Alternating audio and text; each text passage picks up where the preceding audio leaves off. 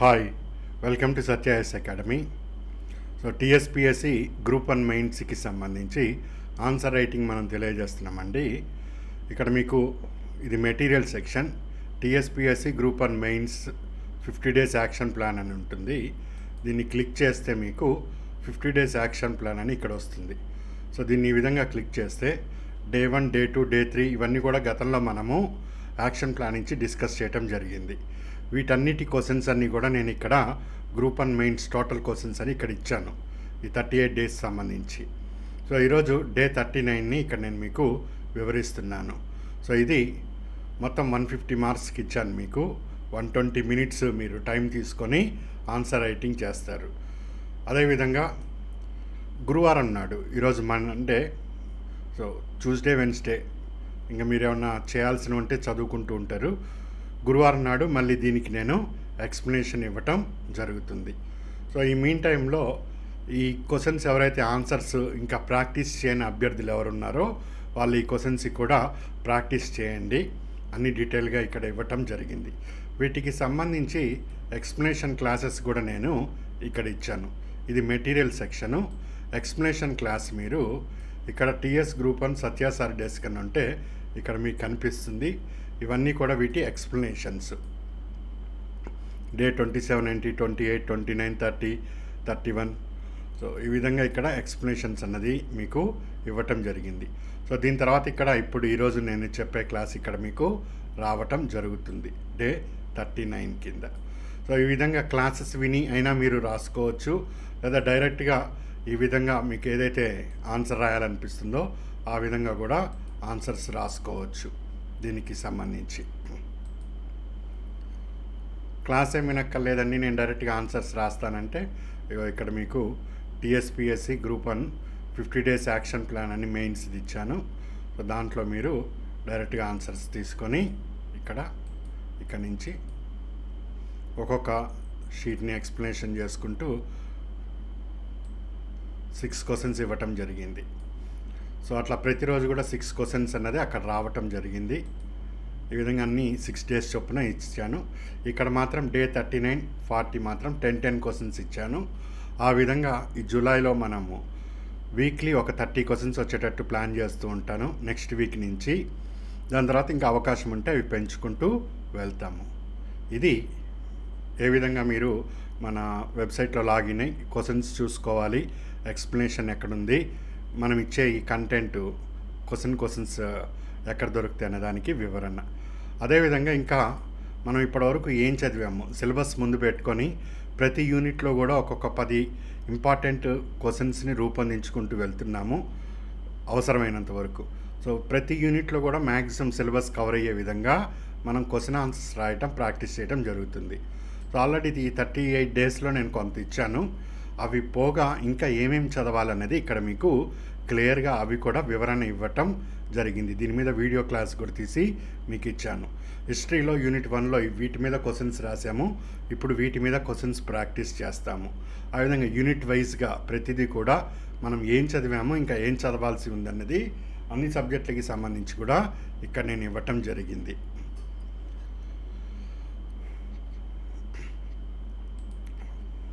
ఇది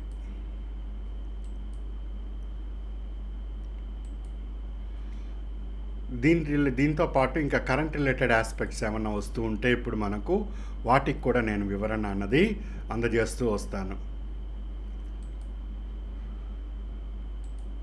సో ఇది ఒక్కొక్క ప్రశ్న తీసుకొని దానికి నేను ఎక్స్ప్లెనేషన్స్ అన్నది బ్రీఫ్గా ఇస్తాను. మీ ఓన్ లాంగ్వేజ్లో మీరు రాసుకుంటారు. ఇది క్వశ్చన్ 1కి సంబంధించి, ఇది క్వశ్చన్ 2, ఇది క్వశ్చన్ 3. ఒకసారి క్వశ్చన్ 1, సింధు నాగరికత కాలంలో నీటి నిర్వహణ మరియు పరిరక్షణ, వాటర్ మేనేజ్మెంట్ అండ్ కన్జర్వేషన్ గురించి వివరించండి. ఐవీసీ కాలంలో ఏ విధంగా వాళ్ళు వాటర్ మేనేజ్మెంట్ అండ్ కన్జర్వేషన్ చేశారు అన్నది ఇక్కడ పాయింట్. ఐవీసీ అంతరించిపోవటానికి పర్యావరణ కారణాలే ప్రధానం, బయట నుంచి వచ్చిన ఆర్యన్లు కాదు. దీన్ని ఏ విధంగా వివరిస్తామన్నది ఇక్కడ అంశము. ఐవీసీ ముద్రికలు ఇతర అంశాల ద్వారా వాళ్ళ యొక్క సోషియో ఎకనామిక్ రిలీజియస్ కల్చర్ని బిల్డ్ చేయమని అడుగుతాడు. తొలివేదము మరియు మలివేద కాలం నాటికి ఎలాంటి మార్పులు సంభవించాయి. నెక్స్ట్ పురావస్తు శాస్త్రం ఆర్కియాలజీ ప్రకారం ఆర్యన్లు అనేవాళ్ళు లేరు. కేవలం ఋగ్వేద, యజుర్వేద, సామవేద లేదా సంహితాస్, ఈ బ్రాహ్మణాస్ వీటి ద్వారా సాహిత్యం ప్రకారమే మనకు ఆర్యన్లు ఉన్నట్టుగా మనకు తెలుస్తున్నది. దీనిని వివరించండి అని నేను అడగట్లేదు, ఇక్కడ క్రిటికల్లీ ఎగ్జామిన్ అని అడుగుతున్నాను. వివరించండి అంటే ఒక రకమైన ఆన్సర్ వస్తుంది, క్రిటికల్ విమర్శనాత్మక పరీక్ష చేయండి అని ఇక్కడ అడుగుతున్నా. ఏ విధంగా చేస్తామన్నది ఇక్కడ మనం వివరించుకుంటాం. నెక్స్ట్ అదేవిధంగా ఇండస్ వ్యాలీ సివిలైజేషన్ అండ్ వేదికల మధ్య సంబంధాన్ని విమర్శనాత్మక క్రిటికల్ అనాలిసిస్ పరిశీలన చేయండి అని ఇక్కడ వివరించాం. ఇలాంటి ప్రశ్నలు వచ్చినప్పుడు సాధారణంగా అభ్యర్థి అతనికి తెలిసినవన్నీ రాసుకుంటూ వెళ్తారు. అలాంటి సమయంలో మీరు ఎక్కడ మిస్టేక్ చేస్తారు, దీన్ని ఏ విధంగా విమర్శ చేసుకుంటూ వెళ్ళాలి అనేది ఇక్కడ వివరించాను. ఇది కేవలం వివరణ అవుతుంది, ఇది విమర్శనాత్మక వివరణ అవుతుంది. వాటి గురించి ఏంటన్నది పరిశీలన చేద్దాం. నెక్స్ట్ సెన్సస్ యాక్ట్ 1948కి సంబంధించి ఏ విధంగా ఉన్నది, దాని ప్రాధాన్యత ఏంటి. నెక్స్ట్ కరెంట్ రిలేటెడ్గా ఈ బయోడైవర్సిటీ రిలేటెడ్ ఏదొచ్చినా కానీ కాస్త ఇంపార్టెంట్ అండ్ సైన్స్ అండ్ టెక్నాలజీలో కరెంట్ రిలేటెడ్గా. సో బీబీఎన్జే దీని యొక్క ప్రాధాన్యత ఏంటి. యూనియన్ క్యాబినెట్ రీసెంట్గా దీన్ని అంగీకరించింది, కొత్త ప్రభుత్వము. సో ఏంటి దీనికి సేఫ్ సైడ్ కోసం చెప్తున్నాం ఇవన్నీ కూడా. అదేవిధంగా ఈ టెలికామ్కి సంబంధించి డ్రాఫ్ట్ రూల్స్ అవేం తెలియజేస్తున్నాయి. నెక్స్ట్ యునైటెడ్ నేషన్ 2025 ఇయర్ని ఇయర్ ఆఫ్ క్వాంటమ్ అడ్వాన్స్మెంట్గా ప్రకటించడం జరిగింది. మనకు సైన్స్ అండ్ టెక్నాలజీలో యూనిట్ 1లో ఈ కొత్తగా జరుగుతున్న సాంకేతిక పరిజ్ఞానాన్ని ఎనీ అదర్ ఆస్పెక్ట్స్ అని ఏదన్నా వాళ్ళు అడిగే అవకాశం ఉంటుంది. యూనిట్ 1 కానీ, యూనిట్ 2 కానీ, యూనిట్ 3 కానీ. అలాంటి సమయంలో ఒకటే 10 మార్కుల ప్రశ్న అయినా రావచ్చు, లేదా ఒక 2 5 మార్క్స్కి ఆ విధంగా కూడా వాళ్ళు విభజించవచ్చు. అలాంటి సమయంలో ఇట్లా ఐక్యరాజ్య సమితి లాంటి సంస్థలు ఇయర్ని క్వాంటమ్ అడ్వాన్స్మెంట్గా అడుగుతున్నాయి కాబట్టి క్వాంటమ్ అప్లికేషన్స్ కానీ దాని రిలేటెడ్గా వచ్చే అవకాశం ఉండవచ్చు. సో ఇంకా మనం ఎగ్జామ్ వరకు ఇట్లాంటివి ఏమన్నా ఉంటే అవి కూడా పరిశీలన చేస్తాం. సో ఇవి ఈరోజు ఇప్పుడు నేను మీతో డిస్కస్ చేయబోయేది. ఇప్పుడు ఒక్కొక్కటి మనం పరిశీలన చేద్దాం. సో ఇండస్ వ్యాలీ కాలంలో నీటి నిర్వహణ మరియు పరిరక్షణ గురించి వివరించండి. Water management and water conservation ఇవన్నీ కూడా ఆధునిక మోడర్న్ డే కాన్సెప్ట్స్. ఇవన్నీ కూడా ఈ రోజుల్లో మనం మాట్లాడుకుంటున్నాం. మనం ఈరోజు మాట్లాడుకుంటున్న దీనికి సంబంధించి ప్రయత్నం మాత్రం కొన్ని వేల సంవత్సరాల ముందు నుంచి జరుగుతూ వస్తుంది. ఈరోజు మనము మలేరియా అనే ఒక వ్యాధి గురించి మాట్లాడుకుంటున్నాం. ఈ మలేరియా అన్నది వ్యాధి ఇప్పుడు కాదండి, ఇది ఎప్పటి నుంచో ఉన్నది. కాకపోతే శాస్త్రవేత్తలు దీనికి ఒక మలేరియా అని, దీని దోమ ద్వారా వస్తుందని ఇప్పుడు శాస్త్రవేత్తలు కనుక్కోవటం జరిగింది. అదేవిధంగా మనిషి శరీరంలో రక్తం ప్రవహిస్తుంది అన్నది మనకి ఈరోజు తెలుసు. దీనికన్నా ముందు ఎంతోమంది రక్తం ప్రవహిస్తుందన్న విషయం తెలవదా? చెట్టు మీద నుంచి పండు పడిపోతుందన్న విషయము న్యూటన్ చెప్పకముందు నుంచి అందరం గమనిస్తూ ఉన్నాం.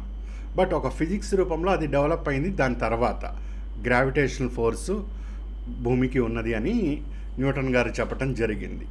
ఈ విధంగా వాటర్ మేనేజ్మెంట్ అండ్ కన్జర్వేషన్ అనగానే ఇండస్ వ్యాలీ సివిలైజేషన్లో ఇవన్నీ ఎక్కడున్నాయి, లేవు కదా అనే ఫీలింగ్ జనరల్గా మనకు థాట్ అనేది వస్తూ ఉంటుంది. ఇదనే కాదు దీనిని నేను ఇంత ఎగ్జాంపుల్స్ తీసుకొని చెప్పడానికి గల కారణం ఏమిటి అంటే హిస్టరీ అన్నది పాస్ట్ని, గతాన్ని జడ్జి చేయటానికి కాదు, నువ్వు జడ్జిమెంట్ ఇవ్వటానికి కాదు.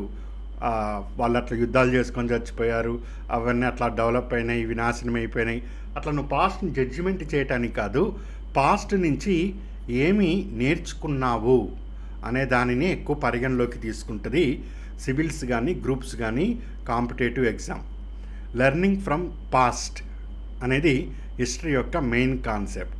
సో ఇక్కడ మీకు వాటర్ మేనేజ్మెంట్ అని ఇక్కడ ఇవ్వచ్చు, లేదా ఇంకోటి ఏదన్నా కొత్త కాన్సెప్ట్ సస్టైనబుల్ డెవలప్మెంట్ గోల్స్ నుంచి కానీ ఎందులో నుంచైనా కానీ ఒక కొత్త కాన్సెప్ట్ని నువ్వు ఇండస్ వ్యాలీకి అప్లై చేయటము, లేదా ఇంకొక నాగరికతకి అప్లై చేయటము, లేదా మౌర్యన్ పీరియడ్కి అప్లై చేయటము, లేదా మెడ్వెల్ ఇండియా టైంలో అప్లై చేయటము, సెక్యులర్ థాట్స్ కానీ ఇట్లాంటివి. ఈ విధంగా అప్లికేషన్ పార్ట్ని అభ్యర్థులు కాస్త బాగా ప్రాక్టీస్ చేస్తే మీ ఆన్సర్లో నాణ్యత అన్నది పెరుగుతుంది.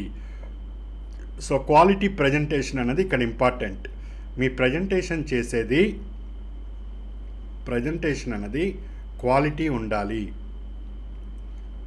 సో ఈ క్వాలిటీ ఎప్పుడు వస్తుందంటే కరెంట్ రిలేటెడ్ ఆస్పెక్ట్స్ని కన్వెన్షనల్కి అటాచ్ చేసినప్పుడు మాత్రమే ఈ ఫ్లేవర్ మీకు తగులుతుంది. సో ఇది ఈ హిస్టరీ అనే కాదు, ఏ సబ్జెక్ట్ తీసుకున్నా ఈ బేసిక్ కాన్సెప్ట్ మెయిన్స్ రాసే అభ్యర్థులు మర్చిపోవద్దు, సివిల్స్ అయినా గ్రూప్స్ అయినా. సో మెయిన్స్ రాసి ప్రాక్టీస్ చేసి చాలా కాలమైంది అభ్యర్థులు. ఎప్పుడో 2023లో ఫిబ్రవరి నాడు అప్పట్లో ఆపేశారు, మళ్ళీ ఇప్పుడు మొదలు పెడుతున్నారు. సో రెగ్యులర్ టచ్లో ఉండే వాళ్ళకి పర్వాలే, కానీ ఈ విధంగా అప్పుడప్పుడు ఓపెన్ చేసి చదివే వాళ్ళకి కాస్త ఇబ్బంది అవుతుంది. సో ఆ కనెక్టివిటీని మళ్ళీ ఒక్కసారి తెచ్చుకుంటారని నేను ఇంత ఇంట్రడక్షన్ దీనికి మీకు ఇవ్వటం జరిగింది. సరే, పాయింట్ చూద్దాం. ఇక్కడ ఆన్సర్ బిల్ట్ ఏ విధంగా చేస్తాం. సో ఫస్ట్ ఇంట్రడక్షన్ అన్నది examiner ice attention, examiner interest అంతా కూడా ఇక్కడ ఇంట్రడక్షన్లోనే మీరు లాగాల్సి ఉంటుంది. ఏదో ఒక జిరాక్స్ని మీరు తీసుకొని దాన్నే చదివేసి 1కి 10 సార్లు దాన్నే ప్రజెంట్ చేస్తే ఈసారి 29,000 మంది అభ్యర్థులు సుమారుగా మెయిన్స్ రాస్తున్నారు. ఇంచుమించు 10,000 మంది సేమ్ కాపీ పేస్ట్ లాగా అవే జిరాక్స్లు, అదే కంటెంట్ ఉంటుంది. ఈ బండిల్ ఆన్సర్ షీట్ బండిల్స్ అన్నీ ఒక కట్టగట్టి తీసినప్పుడు ఫస్ట్ నుంచి లాస్ట్ వరకు అవే తగిలినాయి అనుకోండి, ఎగ్జామినర్ ఇక్కడ 5 వేయాల్సిన చోట 3 మార్కులు ఆ విధంగా వెళ్తాడు.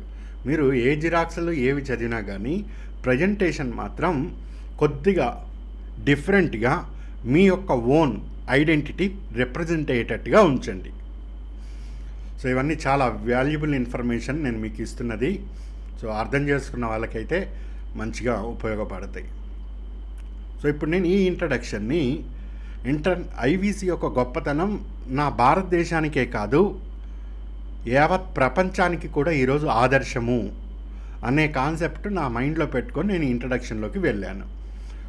ఈ విధంగా యుఎన్ఓ ఐక్యరాజ్య సమితి, యుఎన్ఓ సుస్థిరాభివృద్ధి లక్ష్యము 6, సస్టైనబుల్ డెవలప్మెంట్ గోల్ 6 అయిన నీటి నిర్వహణ మరియు పరిరక్షణ ప్రపంచానికి మొదటిసారిగా అందించిన ఘనత ఐవీసీ. ఇది కేవలం భారతదేశంలో మాత్రమే గొప్పతనం కాదు, ప్రపంచానికే మొట్టమొదటిసారిగా నీటి నిర్వహణ మరియు పరిరక్షణ పద్ధతులని, హైడ్రోలాజికల్ ఇంజనీరింగ్ని అందించిన ఘనత ఇండస్ వ్యాలీ సివిలైజేషన్. ఈ స్టేట్మెంట్ తోటి మీ ఇంట్రడక్షన్కి మంచి బలం అన్నది చేకూరుతుంది. ఇంకొక అంశము, నేను ఇక్కడ ఏదో నా కన్వీనియంట్ కోసమని యుఎన్ఓ రాసా, మీరు ఇంగ్లీష్ పదాలు వాడకూడదు. మళ్ళీ చెప్తున్నా, తెలుగు మీడియం రాసే అభ్యర్థులు ఇంగ్లీష్ పదాలు వాడరాదు. నేను మామూలు నా ఫ్లో కోసం కన్వీనియంట్ కోసం రాసుకున్నాను, మీకు ఎక్స్ప్లెనేషన్ కోసం. ఇక్కడ ఐవీసీ అని రాశాను, మీరు ఐవీసీ అని రాయకూడదు. సింధు నాగరికత, ఫస్ట్ సింధు నాగరికత అని రాసి బ్రాకెట్లో సిమ్నా అని పెట్టి తర్వాత ఎప్పుడైనా కానీ మీరు సిమ్నా అనేదాన్ని ఉపయోగించుకోవచ్చు. అంతేగాని ఫస్టే సిమ్నా అని ఉపయోగిస్తే ఎగ్జామినర్ కొట్టేస్తాడు. ఈ విధంగా పూర్తిగా రాసి దాన్ని బ్రాకెట్ ఉపయోగిస్తే తర్వాత ఆన్సర్ రాసే చోట మీరు కేవలం సిమ్నా అని రాసినా కానీ చెల్లుబాటు అవుతుంది. సో చిన్న మిస్టేక్స్ తెలవక అభ్యర్థులు మంచి స్కోర్, యాక్చువల్గా ఈ క్వశ్చన్కి మీకు 5 మార్కులు రావాల్సిన చోట కేవలం 1 లేదా 2 మార్కులు వదిలేసుకొని వెళ్ళిపోతాయి. సో ఇవన్నీ కూడా ఆన్సర్ రైటింగ్, కేవలం సబ్జెక్ట్ తెలుసుకోవటం ఒకటే కాదు మీ పని, ఈ ప్రజెంటేషన్ కూడా చాలా ఇంపార్టెన్స్ అన్నది చేకూరుతుంది. సో ఇంట్రడక్షన్ మీకు అర్థమైంది కదండి. అట్లా ప్రపంచానికే మనము మొదటిసారి అందించిన ఘనతని కానీ, లేదా ప్రపంచానికే మనం ఒక ఆదర్శవంతమని, అది ఈరోజు ప్రాక్టీస్లు అన్నది మనం 4,000 సంవత్సరాల కిందటే అది అమల్లో ఉన్నాయని మన ఇంట్రడక్షన్ దీంట్లో చూపిస్తాము. Next hydrological engineering, civil engineering నైపుణ్యాలు నీటి నిర్వహణలో చాలా చక్కగా కనిపిస్తాయి. పొటెన్షియల్ ఎనర్జీ ఆఫ్ వాటర్ కానీ, కైనెటిక్ ఎనర్జీ ఆఫ్ వాటర్ కానీ, లేకపోతే టర్బులెన్స్ ఫ్లో ఆఫ్ వాటర్ కానీ, లామినార్ ఫ్లో ఆఫ్ వాటర్ కానీ, ఇవన్నీ మీరు థర్మోడైనమిక్స్ ఇంజనీరింగ్ స్టూడెంట్ ఎవరు ఉంటే అర్థమవుతాయి. సో వాటి రిలేటెడ్గా ఏర్పడే హైడ్రలాజికల్ ఇంజనీరింగ్ ఆస్పెక్ట్స్ కానీ, కన్స్ట్రక్షన్స్, కెనాల్స్ అవి కానీ, సో ఆ నైపుణ్యాలన్నీ నీటి నిర్వహణలో మనకు కనిపిస్తాయి. ఇగో నేనంటున్నది కాదు, మీరు వేరియస్ రిసోర్స్ని పరిశీలన చేస్తే ఇవన్నీ కూడా మీకు క్లియర్గా కనిపిస్తాయి. Hydrological knowledge in ancient India was contain in the shlokas of sculptures of and few people are conversant with the language of the that one. So ఇంకా మీరు డీటెయిల్గా వెళ్తే డీటెయిల్స్ ఇంకా వస్తాయి, బట్ మనకి ఇవి సరిపోతాయి అక్కడ ఉన్న సమయానికి. నాకు ఎక్కడ కనిపించిందండి, మహెంజోదారో అండ్ హరప్పాలో కనిపిస్తుంది. అక్కడ under ground drainage system, rain water harvesting కనిపిస్తుంది. ధోలావీరా అనే ప్రాంతంలో మన కెనాల్స్, ఛానల్స్, వాటర్ ఛానల్స్ కనిపిస్తాయి. మొత్తం 16 రిజర్వాయర్స్ ఆ ఏరియాలో మనకు కనిపిస్తాయి. 7 మీటర్ డెప్త్ అంటే తెలుసు కదా, 7 మీటర్స్ డెప్త్ ఉన్నాయి అక్కడ. అండ్ 79 మీటర్స్ లాంగ్ తోటి వాటర్ రిజర్వాయర్స్ 16 వాటర్ రిజర్వాయర్స్ని ఆ రోజు నిర్మించడం జరిగింది. వాటర్ షెడ్ ఇప్పుడు మాట్లాడుతున్నాం, బట్ వాటర్ షెడ్ నిర్మాణాలు అక్కడ మనకు ఎన్నో కనిపించడం జరుగుతుంది. ఈ అంశాలన్నీ పరిశీలన చేస్తే Indus valley people water management and కన్జర్వేషన్లో అద్భుతమైన సాంకేతిక పరిజ్ఞానాన్ని కలిగి ఉన్నట్టుగా ఆధారాలు తెలియజేస్తున్నాయి. ఇవన్నిటికీ సాక్ష్యం ఇవి. సో ఈ విధంగా రాసి పైన కంక్లూజన్ పైన తెలిపిన అంశాల ఆధారంగా మనకు ఇండస్ వ్యాలీ పీపుల్ నీటి నిర్వహణ చక్కగా చేసుకున్నట్టుగా అర్థమవుతుందని రాస్తారు. చాలు, మనకి ఇక్కడ 10కి 5 మార్క్స్ అయితే ఎటు పోవు. Next question,